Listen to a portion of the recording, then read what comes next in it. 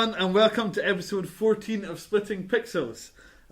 It's been an interesting week for a few of us in terms of games.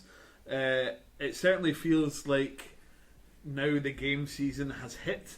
I don't know about you guys, but like my first big game of the year, well, I guess Witcher was earlier in the year, but my first big game of the fall has really landed, so there's plenty for everyone to talk about.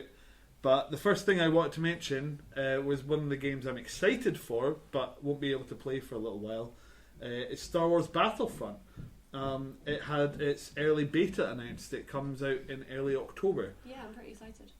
But the big drama about it, apparently, is that they're using skill-based matchmaking instead of allowing people to pick their own servers. I just feel like it just represents so much of the toxicity Yeah. that is in the gamer community. Like, they haven't even tried it out. Like, that's what the beta is for, to try it out, and they're already threatening the community manager with death. And it's like, what the fuck? So, for those who might not understand, matchmaking is an element of playing multiplayer games online that will take it takes an algorithm and takes your stats and feeds them into this algorithm and then pairs you with other players who are supposedly of equal skill.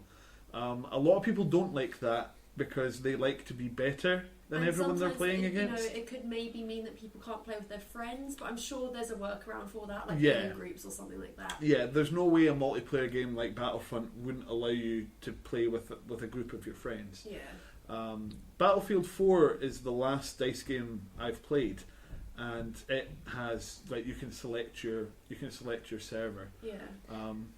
So, what is the problem with this? Surely that's going to be a better game because you get good competition. Because people like to be angry about things. Well, it's honestly ridiculous. So there's genuinely no reason for it. Well, they see a removal of choice. Yeah. It was a thread on Reddit, and they were just, they announced the open beta, everyone's really excited, and there's a question asked, will we be able to pick our servers? And the community manager says it will be skill-based matchmaking, and it's like, go kill yourself, leave your job, la la la, I'm not going to play this game ever again. And it's like, what just happened? Mm-hmm. Like, there's a beta for a reason. Like, if it really doesn't work out, maybe they won't do it. But you haven't even played the beta yet, and you're threatening people Also, with death. there's someone who's employed to do this, and Mm-hmm. these are just chumps slagging him for nothing. Okay, yeah, cool. yeah. I mean, it's like we've seen it before. There are people who it is literally their job to make these decisions, and they don't make them lightly because they know their job and people Depends below on them. it. They're there to do a good job. Potentially, And even also, the studio. In theory, they know what they're doing, whereas the gamers, they play the game, but they've not necessarily made a game. I think at this stage, DICE have earned a bit of trust. Yeah. Like, they know multiplayer for sure. Like, a lot of people dislike DICE for various reasons, but we all know they make a good multiplayer game. Mm-hmm. And it's games that people generally enjoy, even if they want to bitch about it, because people like to bitch about things. There is nothing that's really put me off looking at Battle. Once I got over the fact that there isn't a story or campaign mode, I got over the fact that Battlefront doesn't have that, and I'm excited for it. But you're obviously a huge Star Wars fan. Would a story mode not kind of, would that not disappoint you if it's not what you expected it to be? Because isn't there more chance of that disappointing you than a multiplayer? Potentially, but what if it wasn't exactly like the movie, or if it it wouldn't need to be. What they could do is they could have famous points from the movie. The Battle of Endor, and Yeah. you could maybe sway it for the Empire this time. Or whatever. That would be awesome. I mean, there's lots of different with Battlefront 1 and 2. We spoke about it a long time ago, actually. When the news that it wouldn't have a campaign first came up, you had this thing called Galactic Conquest that was the equivalent of story mode, right? And you play through, like Matt says, kind of pivotal moments in the story, and you got to kind of, I don't know what it is. I think it's because I like playing some games on my own. That I was a bit sad that it doesn't have it. But when I look at how robust the multiplayer looks, I'm getting really excited for it. And I'm happy that it's skill-based matchmaking, because I'm bad at games and I'm okay with that. And if I'm playing with other people who are bad at games, maybe I'll be okay at it in my own little group. I'll be like a big fish in a little pond or something. Well, some people like to play against people who are beneath their skill level, though, so they feel good at games. So it'll be those people that are raging. And you actually, we've experienced this. you get what's called de-threating, where players will intentionally perform really badly to the point where they will like suicide to drop their score, so that the next game they play is against people that they will easily beat. Which ruins the game when they're killing themselves for the other players, and then they go on to ruin someone else's game that they're better than. Yeah. Like, these are just players who like no one wants to play with anyways. So, Yeah. I don't know. But I suppose madness. you're always gonna, like, even if it wasn't skill-based matchmaking, you're always gonna have a game where someone's being an arsehole anyways. Like, it's multiplayer, you can't guarantee it's gonna be great all the time. But I'm excited to see what they do with it. I think it'll be really fun. So I will definitely be signing up for the beta. Absolutely. Is it across all platforms? I believe so, yeah. That's awesome. I think it might be Xbox and PC first, and That's then fine by PS4 all of slightly us, after. Clearly, so. Yeah, absolutely. But I'm also just excited. Like, I don't remember hearing that they didn't have a campaign. Maybe I wasn't in that. I forget. But just the engine. What can they make next?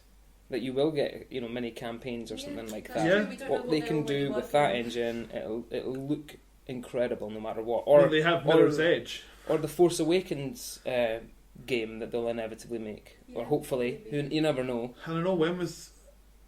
I'm trying to think of actually the prequel movies. That was the PlayStation 1 into the PlayStation 2 era. Oh, wow. And they actually had some really good games. I believe it was Episode 3 had a really good one-on-one like Jedi and Sith combat mechanic. It felt really good. It was almost beat-em-up level quality. But then again, I was pretty young when I was playing it. But I remember the tie-ins for the prequels actually being pretty good. But you'd think that they would have already announced a video game tie-in. Yeah, you would have expected so. Maybe they're just using Battlefront as kind of like a test bed. Like, obviously it's its own game, it's in its own right, but like if people like it and if they sell enough and if they gauge enough interest, then they can be like, hey, if you like this, here's some stuff with campaign. Well, there's already widespread rumours. I think it was Nolan North at a convention. Of course it was. He is voice actor. See if you know a voice actor. Just ask them about the game they're working on, and they'll just tell you. Because they love the sound of their own voice. Yeah. Was it John DiMaggio who plays Marcus Phoenix in Gears of War recently let slip that he really enjoyed doing the voice work for 2 and 3, which would suggest that there might be a remaster of 2 and 3 coming as well. Yeah. So, I mean, it would make sense if the new remaster for the first one plays well. Then maybe 2 and 3. Is this Gears of War? Yeah. It would sell very well. Or they were just hoping, and they just got him to do all the voices at once. Yeah, maybe. So what did Nolan North say? Yeah, Nolan North said that his friend, her name has totally escaped my mind. She was the lead writer for Uncharted, which is how Nolan North knows her. She left Naughty Dog to go and work at Visceral, which is the Dead Space studio. And they are widely reported to be working on a third-person action adventure that's totally not 1313. Oh, right. Which was the LucasArts Boba Fett game. That looked incredible, didn't it? It looked gorgeous. Yeah. So a studio like Visceral doing a third-person action adventure could be fantastic. I'm really upset that I can't remember her name, but she's put it in the blog. Yeah. It's fine. But yeah, she wrote 1, 2, and 3 in the Uncharted series, and I believe she had a heavy hand in The Last of Us as well. I'm sure I follow her on Twitter.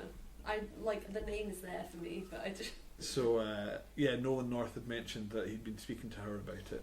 So they're definitely working on something Star Wars, but that was, I think, it was like the holy trinity of DICE, BioWare, and Visceral. Yeah. Had all picked up a Star Wars project, which is really exciting. BioWare would be really cool. Yeah. So moving on from Star Wars, there was another thing in the kind of gaming news which I find interesting because I'm invested in the gaming sector. A popular YouTube site called Machinima, they have recently settled with the Federal Trade Commission in the States over paid advertisements for the Xbox One. This was not last Christmas, but the Christmas before it. Basically, they had done what's known as targeted advertising, where they'll kind of talk up, like they were talking up the Xbox One, and they were being paid to talk it up. they had taken money for it.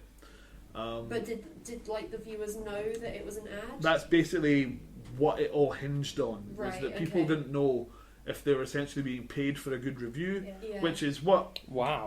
gaming journalism has been accused of since day one. Well, Is that- on YouTube you're allowed to advertise, but you have to be blatant. Yeah, you have to. You have to put like ad in the title and stuff like that. There's actually Yeah. a similar thing going on. Like maybe our listeners will care about this, but there's a similar thing going on in like the vlogging community, especially like the beauty vlogger community, because Okay. they'll often be like sent products or paid to talk about a product, but makes they sense. don't always say that they've been paid to talk about it. They'll just be like, I really like using this because look at how good my skin looks, and like the viewers don't know that they're being advertised at, and that's not fair. So there's Yeah. a new law that's coming in the UK, and it sounds very similar to what's happening Yeah, in so cinema. basically they've had to settle, and there is they have to make it very obvious that this is paid promotion. Yeah, like, and that I think they're that's fair. Like, it's, if they want to say yes, I genuinely like this, but I'm also being paid to talk about it, that's fine. Mm-hmm. But I don't like being advertised to, and I'm not sure about it. It's one of the things I love Penny Arcade for doing is they vet everything that goes up on their website. Like,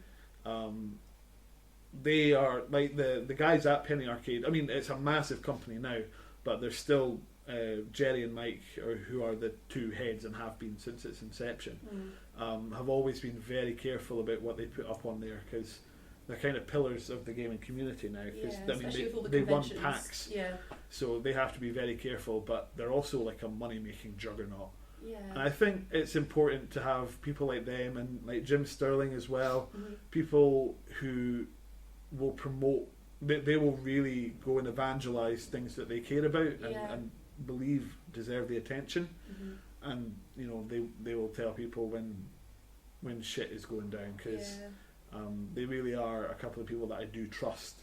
And that's, I mean, I'm by no means a gamer-gator, but you really do have to be careful what you read and what you believe. It's okay to like want to be savvy about what you're consuming and, you know, not be a gamer-gator, because we won't talk about Gamergate, but that's become such a different thing now. Yeah. Like, it's not about journalism anymore. Yeah, it's but been hijacked. I think it's just, it makes you a responsible consumer that you're like learning and researching things before you're putting your money into it. Yeah. It's the same thing with like people getting angry about pre-orders and stuff. It's like, just if you want to pre-order it, do so, but like do your research first, or like just don't buy something blindly because someone else told you to. Did you guys see the Deus Ex augment your pre-order trailer? Have you guys? It's incredible. It's basically like they've done almost like a Kickstarter thing, like there's stretch goals for how many pre-orders they get, they'll add more stuff to the game. Right. The kicker is the last stretch goal is if they hit a certain amount of pre-orders, Like, they haven't said what the tiers are, they've just said like tier 1, tier 2. they will release the game 4 days early, Okay. which is ridiculous because of Like- course they're going to hit that. The thing is, like, I want to give them merit because they're trying something new and it's an interesting idea, but this is off, and I don't know, I think it's just kind of bad timing because the gaming community is so against pre-orders at the moment. And To be honest, I have not pre-ordered a game since Mass Effect 2, and Metal Gear, which we'll come back to, is the first game I've bought day one since Skyrim. Well, you kind of bought that, you kind of pre-ordered that, and it just happened to arrive before it was actually released. Well, that was because I knew that it was kind of getting sent out early, so I just bought it. It was shipped on the Friday, and it came out the following Tuesday, and I was lucky to get it on the Saturday morning. But yeah, with Deus Ex, like, I understand why people are mad, and they have every right to be mad, but, you know, just don't pre-order it if you're that mad about it. But I also think they tried something new. Maybe it will work, maybe it won't, but I think, like, they're trying a new marketing thing, and if it works, then great. I'm fine for new stuff. The pre-order culture that a lot of studios are trying to promote, I think the problem with it is that it ties into embargoes. Basically, for those who maybe don't read a lot of news websites and stuff, basically when a game is released, a studio, if it's not feeling particularly confident about its game's chances, they will tell reviewers to hold their review until the day it comes out. Yeah. So if you want to buy it day one, or if you pre-order, you're doing it based on screenshots and like previews. And general hype. Yeah, exactly. Which the big studios can afford to generate. Same thing happened with the Fantastic Four movie that just came out. Oh, what happened with that? It was awful. Well, of course it was. But like, All the reviews were blocked. Even the actors themselves hadn't seen it. Oh. Yeah, apparently the whole thing feels like a trailer for a movie that never happened. Yeah, I've seen the it. Director, And the director went off the rails as well. Yeah. Went a bit replaced him, crazy. like halfway through. Oh, that's never going to work in general. If And you do that also for a the movie. trailer changed colour. It's a shame as well because it's a very young cast. Yeah. And it's probably going to be hanging over their heads for a little while. I mean, I'm That's sure a they're all shame. millionaires now, but it's not going to help their career. Yeah. there's nice parts to it, but I think I don't know how to describe it. But I think Have you seen it? that's the best way to describe it. I think a trailer for the movie you don't. It's another. That doesn't exist. It's another one of these Fantastic Four movies that was made to keep the license, wasn't it? Yes, rather than it's just a shame because companies. Well, so I heard anyway. Mm-hmm. Like the Fantastic Four movie before the one that everybody knows. There was this really, really poor quality movie. Was it mid-90s? Is that the one that Yeah. Tobias is always trying to replicate in Arrested Development? Yeah, pretty much. Yeah. It's shocking. Like to do the stretch arms of Mr. Fantastic, they housed a camera on the wrist of the character and just it followed the hand going through a tunnel, so you had to imagine the sounds stretch cool. behind it. It was so bad, but it was so bad it was almost good. But it's not. Sorry. It's just shocking. But yeah, so I suppose I hear the new Fantastic Four has that part to it as well. Yeah. It's a real shame because it just shows that these companies really only care about money, and that's I guess why companies exist. They're massive Yeah. movie But at the same studios, time, you'd like to think they want the best for the intellectual property. And for the fans and stuff. Exactly. Like Like, as much as Fantastic Four have been around in the Marvel Universe for a long time, the current kind of Marvel Cinematic Universe is doing alright without It them. really doesn't Yeah. need them. Like, They're not that impressive. to Reed me. Richards In does theory, fill the they're role cool. of being a kind of... It's always been him, Banner, and Tony Stark have worked together because they're the three geniuses of I the Marvel guess. Universe. But Reed Richards... Like, the only one I really like is The Thing. I Yeah. think Ben Grimm is a cool... Because he's loyal. That's his whole thing. He's loyal to his friends and his friends' family. And he's just a grump. Maybe I just relate to him because he's just grumpy and likes to hit things. And The Marvel- I've just got Matt being Carl Pilkington in my head now. Like when he goes to see the Great Wall of China, he's like, What? "It's Yeah, the it's alright, Alright Wall of like China. the Fantastic Four. They're the okay. Four. that sounds like a really crap western. They're not that fantastic. One Well, line reviews from the thing Matt. is, there was- Okay, cool. It wasn't bad. I didn't know how to. I didn't walk out being, oh, that was shocking. But at the same time, I didn't walk Yeah. out going, I can't wait for that to come out. I will not rush to see that movie ever again. If Why it's did on you TV, rush to see it? I've He's got a got card. I Cineworld have card. free cinema No, that's access, fair enough Yeah. then, and it's a superhero movie. I miss my Cineworld card, to be honest with you. But sorry, I just hijacked that. But yeah, No, I no, have it's no cool. issue with pre-orders but then I don't pre-order much. I only do it for the bonus items, like for example the Marvel Avengers Lego game coming out. Supposedly, if you pre-order that when This that one with does the come springy up, Spider-Man. no, you're getting the silver suit of Iron Man in a Lego model. Oh, Which it's for Dimensions. no, this is Oh. Lego Oh, Avengers. so you get a physical model. Yes, Oh, you okay, just get that's a Lego minifigure. Isn't that just War Machine? No, It's no. silver. It's the... Oh man, I know the name of the suit. This the only silver version of the suit Okay. that he made, that Tony Stark made. You get that. And for example, with the last Lego superheroes, Marvel superheroes, you got War Machine Okay. for pre-ordering it. And I guess we discussed this earlier. It's pretty much what you value your freebie. But I think the Kickstarter style Deus Ex is just strange because if it's just here's what you will get if you pre-order it. Yeah. This is a bonus for laying your money down early. I see no Yeah. problem with that. Like, Metal Gear had a collector's edition that is actually, I think it's kind of cool, the kind of quarter scale hand. It's a replica of the character's bionic arm. Okay. And that is actually a collector's item. Like, you can't buy that easily anymore. It's still hard to get a hold of. I still think it's a little bit unfair to offer exclusive stuff for pre-orders, because if you do want to be a savvy consumer and not pre-order it before you know what's going on, then you're kind of left out of the cool stuff. I guess, yeah. I'd rather if they did it like a bit like how Nintendo Early did release. Splatoon Do stuff, it in or maybe waves. just limited. Like, so if the game comes out and you're like, oh no, that looks good, and you do want it, then you can get it, but it's just limited edition. It's not that you had to pre-order it to get it. I don't If know. that makes sense. Like, I think I'm explaining it badly. I get what you mean. Like, if they held some back for day one. Yeah, or just, I don't know, it's always seemed a bit unfair. Even before the whole pre-order embargo was a thing, like, just, like, getting, like, extra missions and stuff. I'm like, well, what if I play the game, like, a year late, and I'm missing out on this mission? Often they'll let you download it, like, maybe a year or so down the line, or it'll come out in a definitive, because every game gets a definitive DLC, edition. yeah. That's true, yeah. Like, because Fallout is going to have... Like, Fallout, first of all, definitely has a collector's edition that is sold out. You can't get it. Because the factory physically can't make those Pip-Boys anymore. Like, they had to move on and start making other things, and they've just ran out of capacity, so those are done. Pete Hines, the PR manager for Bethesda, has gone on record a few times as saying that we actually had to ask them to make more. And this is just a factory that makes, like, things for, like, households, like, you know, bottles and just things with plastic. Yeah, and see, I'm kind of okay. I don't know, I feel like I'm picking and choosing now, but I'm kind of okay with that because they wanted to give them more to the fans. Yes. Like, it's not like they were restricting it just for the sake of restricting it. Like, they tried their hardest to make some so that everyone could get one, and the factory just literally ran out. Yeah. So there's not much they can do there. But what they said was, we've definitely made like a magnitude more of these special editions for 4 than we did for 3 or New Vegas. So I think it's cool, and I just don't have that kind of money to spend on a collector's edition. It is expensive. But people trust Bethesda as well, so that's why they're willing to pre-order Fallout 4. So does that mean if you've got a company, is it just the kind of attitude of the company? If they're just genuinely trying to give something cool to the fans, it's okay? Yes. and if they're just trying to get extra sales, it's not. Like, if that usually I have a problem with it if they're just trying to get sales before people are aware of what the game is going to be like. Yes, and that was where it comes into the whole embargoed reviews thing, where you're essentially 4 months ahead of the game coming out.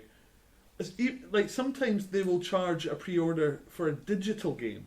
It's like, how can you possibly run out of this? Why would I not just buy it on the day? Yeah, that's strange, yeah. I guess, now that games are so much bigger, pre-ordering it is kind of good because it will sometimes pre-download it for you. So that's true. It straight away. Also, did Mad Max not have that? If you pre-purchased it, you got Fury Road, the movie, on Steam. Yeah. Which is a new thing for Steam. I believe Steam are kind of... They have a couple of movies on Steam already. Like indie game movie and stuff like that.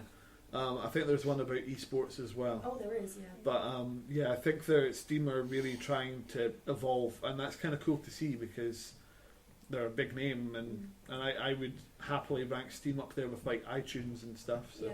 The Tested guys were talking about this, and it does bode well for the consumer, I guess, because competition. Also, Steam sales. They could say, one day or a week or whatever, you can get all these movies, and you'll get that, and they'll get the deals. You have to wonder though, movie studios and game studios know Steam. You got to think movie studios might still have that stick up their butt about, it's a video game platform.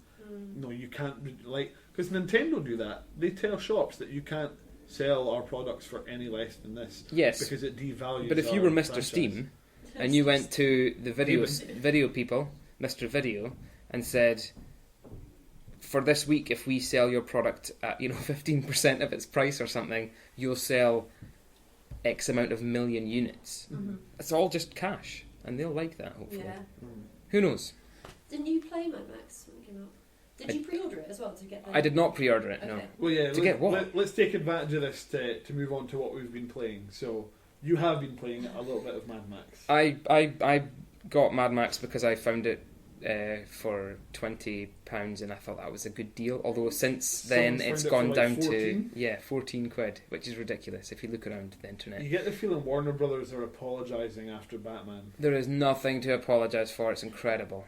Well, in this game, Arkham Knight is broken, yes, but Mad Max, I've not played that much of it. I've chosen the body of my car because you start the movie with the game with an incredible cutscene.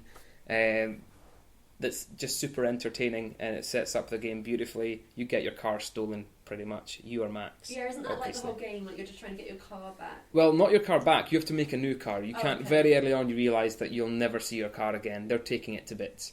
And so you meet this crazy guy, Chum Bucket, I think his name is, who his religion, I read his bio in the game, his religion is combustion, or something. That's an angel or something. And so he's your mechanic that he thinks there's a prophecy of the saint. He calls you the saint, and he wants to build you an amazing car because you've lost your mind. The famous Mad Max story where you lived through the terrible happenings of how the world went to hell, and you're just trying to find salvation, so you need a car to get there. The only thing you need is fuel until your car is actually taken away, and then you've got to rebuild a car. But you can customise your car.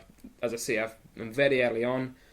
All I've done is met Chumbucket. He gave me the shell of a car, just a roll cage and an engine, and the first mission is to break into somewhere and steal a chassis, a body for your car, and you have to choose one of 5. And so you'll go down these different branches, updating them. So hopefully you get to make multiple choices. So no one's 2 cars are the same. So you say break in? Is there like a stealth mechanic to it? Not really break in. No, I threw a gas tank at a gate. That's the opposite of a stealth mechanic. I'm sure things were broken. But Yeah, really no, I wasn't supposed to be there. We drove at night time. It's still effectively it feels like the tutorial still because they've not shown me all the buttons. But yeah, it's very early on. It's cool, and it's got the Batman fighting system, which is one of the best fighting systems around. So you can just stand there, dodge, and smack people in the face. Yeah, I'm really excited. The driving felt a little bit twitchy using a Xbox 360 controller on my PC, but the game looks stunning and it was super fun. It's got everything I want. Does it have a day and night cycle? Well, evidently so because, well, I mean, I've not been free roaming, but Okay. the mission I just did was at night because they were all out. That's why I went there at that time. Awesome. It's really cool. Cool. I cannot wait to play more. You're only just a couple of hours into it at the moment. If that, very early on, it's cool. And even the kind of the driving attack mechanics, it feels like F-Zero GX, the 64?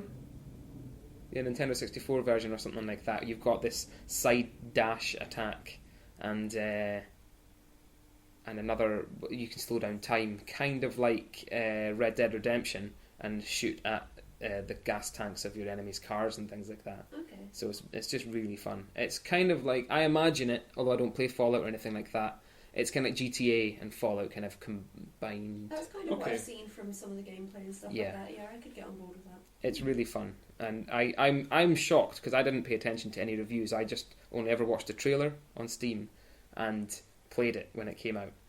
And I was shocked to hear it was getting bad reviews, but then who knows what We're it was talking like. about savvy gamers. Yeah, and it was like, I didn't read reviews. No, To be fair, if you paid 20 quid for it on day one, that's why I did. I wouldn't Would have you paid know full it? price for the game because I didn't know much about it. But when I saw that, I thought, well, it's an opportunity. I've just been paid, so 20 quid isn't too bad for a game that I love the thought of. Yeah. And you know, like reviews, sure, they do give you an idea of the game, but it's also just that reviewer's opinion. Like you could have a completely different opinion. That's of quite it. interesting. When it was downloading, because it was 25 gigs, so 10-hour download or whatever for me, I read a bit of a review and I just gave up on it because it was so negative about it. I said, well, I'll find out myself. I don't need to be told this. And sure enough, I've not agreed with any of it. I think what made me close the window that I was reading was they said, okay, it's got Batman's awesome combat, but even that gets tedious after a while. And I thought, well, no, because I love that combat, so Yeah. your Yeah. opinion is invalid. I think sometimes they like reviewers. I mean, I'm not a reviewer, so I don't know, but like I think they do just Try to find it.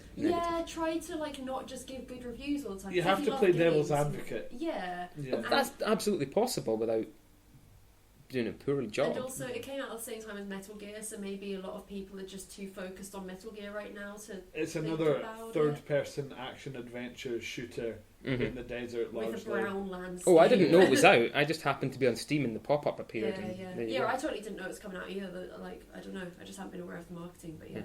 So, like you, I just saw the pop up and I was like, oh, that's finished then. Okay. Well, so if you can find it for a good price, it's thoroughly worth it. Cool. Alice, you've been playing...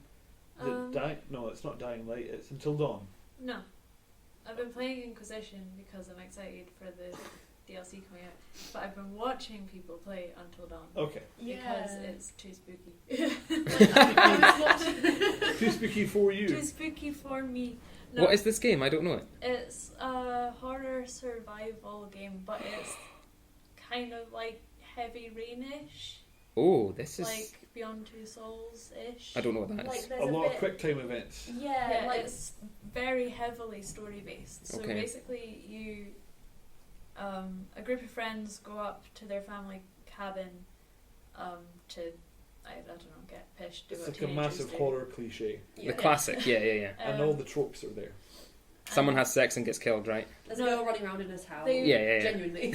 Oh, right, cool. There's a guy and his two twin sisters, and one of them has a crush on one of the other guys who's there, so they prank her and say, oh, he wants to hang out with you upstairs, and they're all hiding under the bed. And then So when she neat. goes up, they all start giggling, and obviously she's mortified. So she runs out of the house in the middle of winter, in the middle of nowhere. So her twin sister goes after her, and basically, no spoilers, they're never seen again. Okay. So the next year, the guy and his friends go back Oh, as you would. to, like, To see if they can find remember her. the twins Okay. that died, basically. And yeah, shit goes wrong, horribly wrong. And it's got like Native American lore and stuff like that. So Is that's the pretty- cabin on an ancient Indian burial ground? No. I saw. Well, not as far as I know. There's I think I saw trailers of it at E3, and it looked interesting because like the bit I saw was like the killer is chasing someone, and you get the option of like hide under the bed or keep running and stuff like that. And I thought I that just was watched- quite cool. watched That sounds awesome. Yeah, and like I saw another podcast where they were talking about Until Dawn because they kind of didn't market their game. Like Yeah. it just came out and everyone was like, oh. And obviously a lot of people are playing it on YouTube, but it's not the type of thing where you can watch it and it's like, oh, well, I'm Yeah. done It's because just- there's so many Well, outcomes. you're supposed to play through it, I think 9 times because it uses the butterfly effect. Right, and you see So- the little butterfly in the corner, Yeah. don't you? So every single choice you make changes your game. Which I think completely. it sounds interesting to Yeah. me because I love games like that. So you play through it, and basically you play as each of the characters, and you have to try and make everyone survive. Oh, Apparently it is possible to get everyone to the Yeah. end. So each time you play, when you say you play it 9 times, that is just you play through it With with different each choices. character. Yeah. Oh wow. No, you play through the character in each. There's like chapters. Oh that okay, you- okay. So It's each like- playthrough like you Game play of each Thrones. character. Yeah. Right. So yeah, like the bit where the woman's running away from the maniac in the house. Like if you choose to stay hidden somewhere, then he can find you. But if you keep running, then you can kind of get away. But you have to choose to hide at the right time, and you have to keep your controller still.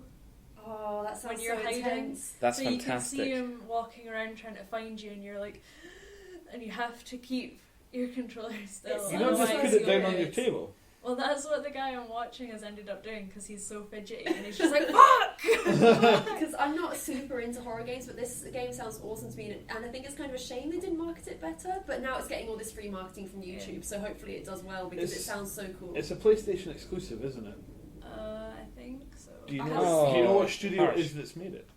No, I don't know. But it's because it has, like, when you have to keep the controller still, it has, like, the blue light of the Yeah, controller on the Mm. screen, so I think it is only PlayStation. that but- makes sense. The only thing that's kind of a shame is that most of the characters are really unlikable. So you want them to So- die? So the guy I'm watching, he was given the choice of jumping to save himself, or well, the character he's playing, or trying to save the person he's with, and he's like, bye bitch. It's like me playing The Walking Dead. I'm like, see ya. Because they're like shouting at his character, and he's like, look, shut up, or I'll let you die, and they keep shouting, and he's like, okay, well, bye. And it's like, just no remorse for letting this person fall to their death. Cool.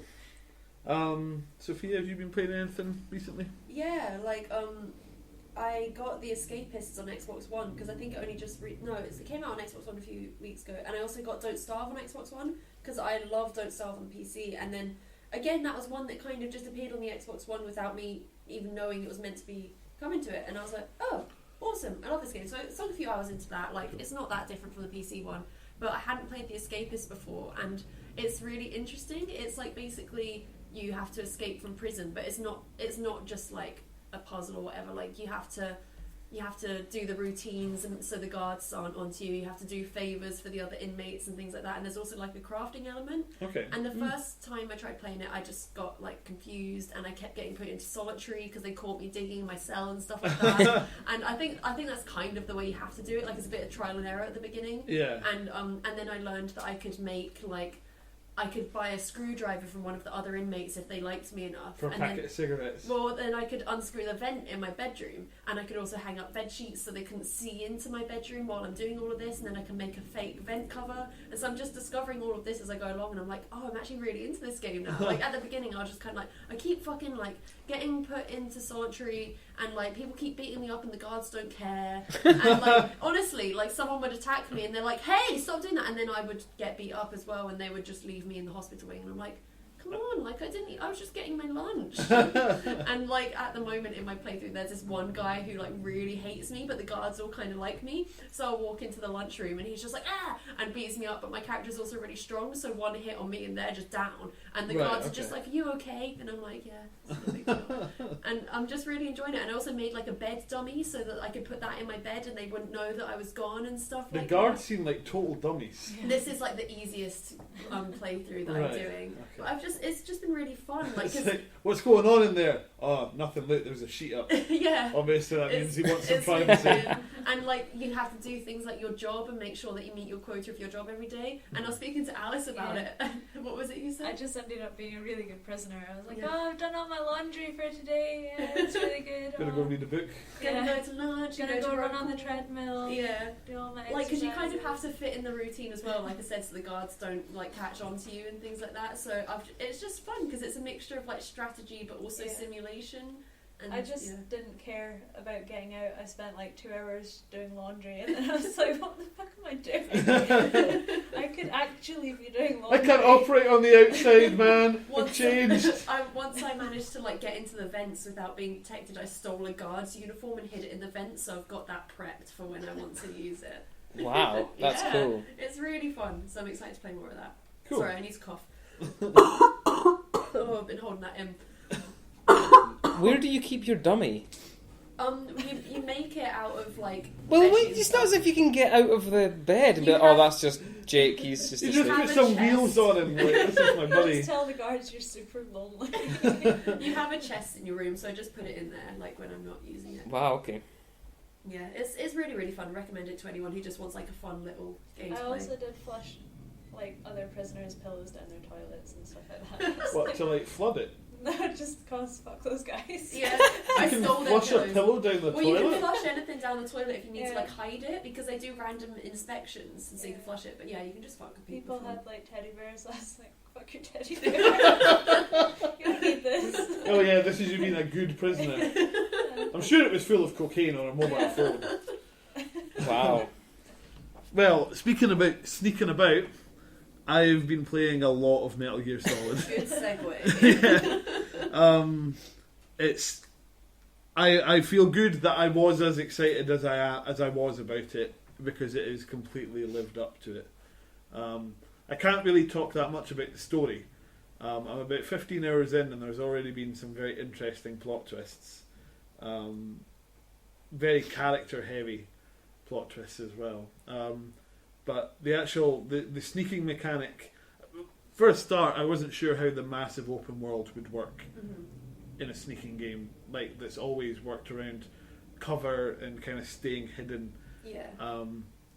But it's balanced very well by, they give you a tranquilizer gun for a start, and then basically I've been trying not to really kill anyone, because that's how I like to play Peace Walker, which was the kind of game that informed this one.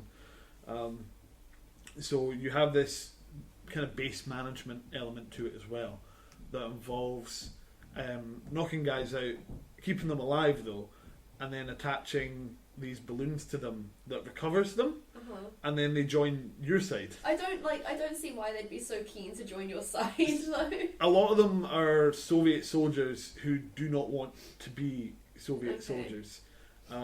Wait till you take hear- them on a wild magical ride. That's true. Also, keeping their morale up sounds incredible. Yeah, so right, well, for a start, you are like at this stage in the story, you're playing as Big Boss, or he's got like 3 different names. I finally found out why he has that metal in his head. Yeah. Because if they take it out, his brain will hemorrhage. Yeah, I've been asking this question for like a year, Yeah. and no one has known, and now we know. Convenient, conveniently enough, it has also stopped him from knowing Russian.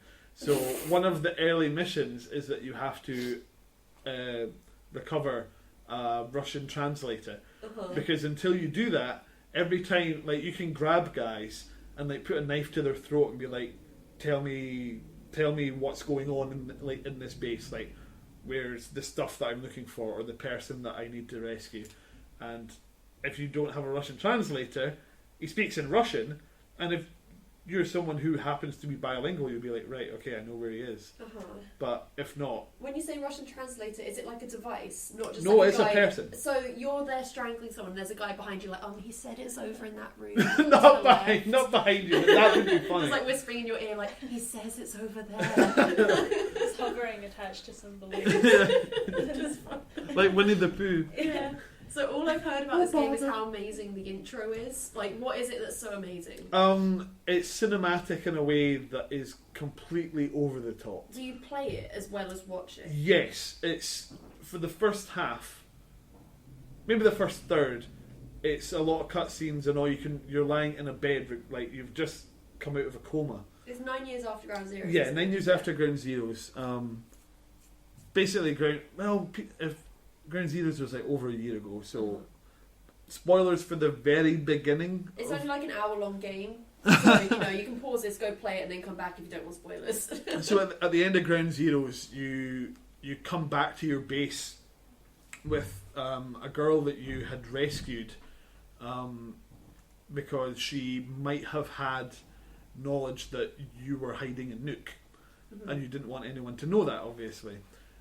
So you rescue her. She's not really on your side, but you just don't want her talking to anyone else. Oh, I didn't know that. I just rescued her because I'm a good guy. Yeah, well, she is not necessarily a good guy. This sounds like kidnap, not rescue. Well, she already stole your Metal Gear at the end of Peace Walker.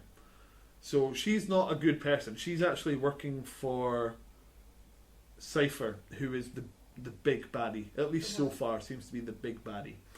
So she has a bomb implanted inside her, of course, which at the very end of Ground Zeroes explodes and takes out your helicopter. That's how Big Boss gets that chunk of metal in his forehead. Right. And then you wake up 9 years later in a Cypriot hospital, and basically that's the kind of recovery bit, and you get a bit of backstory that way. And then it's all about escaping because Cypher, these big bad guys, have invaded the hospital. They found out that you're awake, and so they're coming to kill you and anyone who knows about you. Why are they waiting till you're awake to kill you? Could they have not just done that while you're asleep? There's other elements to the story that comes in later. Okay. Big Boss is important not just because of what he can do, but what he is. Because he's a clone? He's not a clone. It's confusing. He's not a clone, but Solid Snake and Liquid Snake are. I didn't even know there was a Liquid Snake. Let's not worry about this. Continue. There's also a Solidus Snake, which is bullshit. Gaseous Snake. So yeah, anyway, you spend the first maybe 10 minutes of the tutorial crawling because you've literally been in a coat. Like they tell you they've been massaging your muscles to stop you from atrophying for 9 years. So you're still really shaky, but you kind of eventually find your feet. And I won't go into any more detail about what it is that you encounter there, but it's fucking awesome. I heard about a burning unicorn, maybe? Yeah, a burning unicorn and a burning whale That eats a helicopter. Wow. So you're still under the effects of drugs then? This is a serious game. Very serious. Yeah, there's always been a kind of supernatural element to Metal Gear. I'm looking forward to seeing how that manifests as a game mechanic. Because in the original Metal Gear there was things like Psycho Mantis, who would know exactly what you were going to do and would counter it unless you put your controller in port 2 instead of port 1. Just things like that, and that's the supernatural element. So it'll be cool to see what happens in this one. But yeah, you eventually escape. It's a really, really cool introduction to Metal Gear.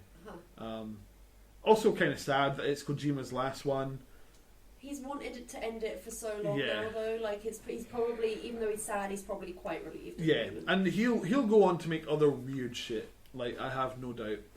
But I am really, really enjoying it so far. It's, for me, God, if it wasn't for the fact that I'm almost certain Fallout 4 will be my game of the year, this beats The Witcher, which is not easy, because The Witcher 3 really blew me away in how good it was as well. Just purely the mechanics are fantastic. But there's just like quirky little stupid things. Like, I think I've told all you guys about it. I actually showed Matt a video of someone else doing it. Oh yeah. Where I accidentally, basically you run out of ammo and you're in this massive world. So you can either go back to base and be resupplied, that takes forever, or you can just call in an airdrop. And it's just a crate that comes in on a parachute. And I accidentally called one in on my, like, on the spot where I'd left my horse. Oh no! And it dropped on my horse's head. And it just kind of slumped and fell over out cold. It was so funny. Like, I couldn't stop. It was in the middle of a sandstorm and this box just lands on my horse, knocks it out cold. There's a video of someone accidentally doing it to the puppy, which is a lot worse. Oh god. Because it falls and all you can hear is this. The puppy. Yeah, the puppy puppy. is like the best bit. The I've puppy's seen. very cute. There's a bit And where it has one eye as well. yeah, Mad Max has a dog. no. A dog. I'm just choking up. No, Mad Max has a dog with a poorly arm. Well, paw. Arm. Yeah, it's a mutated dog. It's in the future. Oh, I guess Sticking it's out the away. back. Yeah. Anyway, carry on. But yeah, like there's lots of just really silly moments. A big part of the game seems to be, because it's in the 80s, the Russian soldiers all have cassette players in their little outposts. I mean, it's understandable. It'd be really boring in the middle of the desert. Yeah. So underneath like their canopy, there will be a radio player, and your binoculars have a little directional microphone. So as you're scanning along the base, you'll be going like you'll hear maybe like crickets chirping or like birds singing, and as you pan through, you'll hear Russian soldiers talking, and then suddenly you've got like "Rock the Casbah" by The Clash, and you're like, and you go past it, and you're like, wait, what was that? You come back to it. So that's one of the mechanics, is you can steal their tape out of their cassette player, and then you can So play make a sweet mix. exactly, and you can play it on the helicopter when it comes in to pick you up. For God's sake. So I think it's really cool. Yeah. But it's also how a lot of the backstory is told through these cassettes. So if you're alone in the middle of the desert driving towards your next point, you can just load up a cassette and listen to like interviews with characters and like briefings and things. Yeah. But I found one. There's a lot of portaloos as part of the bases, Okay. and Oh, I'm God. Is this the honestly, arc story all over again? it's not quite as bad as that, but it's definitely gratuitous.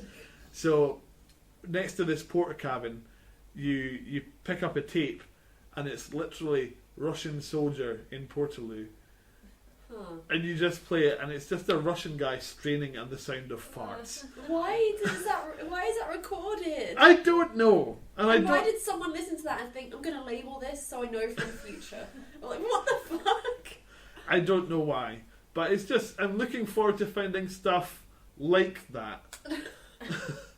just things that would never exist in any other game. Like, we've given Kojima a lot of shit on this podcast, but he does have some brain on him. Yeah. He's made some really fantastic game mechanics and things, and you can't fault him for it. The way different systems work together, like there's a certain boss fight that you can get around by dropping a crate on their head a couple of times. Nice. Like, you can either do that or you can enjoy a really awesome boss fight. But it would suggest to me that they have predicted almost everything you could want to do and made it possible, or at least made it work, Yeah. or maybe made a slightly contrived reason why it wouldn't. Yeah. But yeah, I've heard more gamers getting angry because of Metal Gear thing, because there's the base element. Like, am I correct in thinking there's like an app, or is it just that you can there's a thing on your iDroid which is like and you can pay for another base. I'd have to get some sources about this, but there's microtransactions, and There you're are. given a free base, but if you want, you can buy another one. It works out about $20, and people are like fucking outraged about it. Yeah. And it's like, from what I've heard of people who have played the game and everything, like, you don't need the other base, but No. it's like, if you're gonna sink 80 hours into this game, maybe eventually you'll want to spend another $20 to have another base, Yeah. because you've already got more than your money's worth. I'm Why hoping not? that isn't tied into this the forward operating base, which we spoke about That's a little that while ago, rings a bell. which is basically, it's like Dark Souls invasion mode, where people can come into your forward operating base and steal your stuff. The acronym FOB rings a bell. I'll put some sources in the blog and stuff, but yeah, I heard gamers getting angry about microtransactions basically, because when aren't they doing that? Yeah, Mm. the, But like, it sounds like you don't need it. It's just like, if you want more from the game, then you have the option to do it. the network at the moment is down, so at Uh-huh. least for the Xbox it is, so it's impossible to tell about the online functions. Yeah. But I'm sure that'll come up soon, and I'll maybe have a little stab at Metal Gear Online, because Yeah. it's always been fun, albeit a bit weird. What will it even be like? Well, Metal Gear Solid Online, I think it was for Metal Gear 4. There was different game modes, and it's that kind of unbalanced multiplayer. Oh, okay. So, like, you play as Snake, you're not as well armed or strong, but you have all your gadgets and stuff, Mhm. and you're playing against maybe 2 or 3 guys who are soldiers. I kind of like an asymmetric multiplayer. Yeah, it's what I really liked about Splinter Cell. Mhm. So yeah, that was pretty cool. So I'll definitely check out what that is. Yeah, report back. Yeah. Has anyone else been playing anything else, or will we move on to the movies? No. I want to play Slender. I got that because it was on sale on Steam, but that'll be next week, I guess. Just more. Are you gonna dark room headphones on? Yep. It's the only way to play games like that. Absolutely. I don't know how long I'll be able to play it for, because I'm a wuss, but it'll be fun trying. Well, speaking of giving yourself a fright, the only bit of movie news I had was the sad news that Wes Craven had died. Yeah. Wes Craven, widely known for Nightmare on Elm Street, The Hills Have Eyes, and Scream. I'm not really much of a horror fan, but like, these are movies that are such a massive part of the kind of American zeitgeist, if you like. Well, Scream brought horror movies back to the teen audience, really. Kind of re-established a lot of tropes, didn't they? Absolutely. I remember there was when Halloween H2O came out, there was, I don't know if it was just press nonsense, but statements about Jamie Lee Curtis saying, "I want to take back the horror crown from the girl from Scream, whoever she is. I forget her name. Campbell. Neve Campbell, yeah. But Nightmare on Elm Street, I can remember watching that when I was far too young and freaking myself out big time and hating them forever. And then I got a box set of them for my birthday from my friends and watched them again, and they're incredible. I mean, they're ludicrous. Yeah, but I mean, yeah. Freddy is such a massive part of, like, he's such an instantly recognisable figure. Yeah. Although, to be honest, he looks like a burn victim version of Wolverine in a stripy jumper. Well, I that's think. what he is. It's Yeah. pretty much what Freddy is. Because Dream Warrior, that's the one when they start getting their own back, right? I've not seen them all. I've still not gone through them all. Right, okay. I did watch Freddy vs. Jason not long ago, and my god, that's interesting. If we put them both in the same movie, it's bound to be awesome. No. Yeah, I'm sure. What is it? Jason X. That's someone in space, right? Yeah. See, I'm sure that'll be worse. So it's okay. It's not the worst movie. Aren't we talking about someone who died? Let's not talk about how shit everything is. No. I mean, it's more one of these. I think it's just the style of horror. It's the first one. Maybe is more terrifying because I was young, but they knowingly go more ludicrous. Like Freddy's the kind of character that will almost break. Is it the fourth wall or whatever it's called? Yeah. Where he'll talk to the audience. There is parts almost like that, or I mean, even. Oh, it's just very strange. He's just a running commentary of himself. He reminds me almost of a horror version of Deadpool, kind of in a good way. I can't just ludicrous. Yeah, okay. Yeah. Of the films that you mentioned, I've only seen The Hills Have Eyes, which was Are we talking the original one from 77 or the remake? Was it 77? Possibly the 70s. remake. So Right, never mind. Yeah, I mean it does. It's kind of, it's all about like incestuous hillbilly Yeah. mutants, isn't it? Yeah, like what? What's Loads not- of people what's not get to hit like? in the face with spades, and it's. I don't know. It was one of those films that wasn't so much scary, just disgusting. Okay.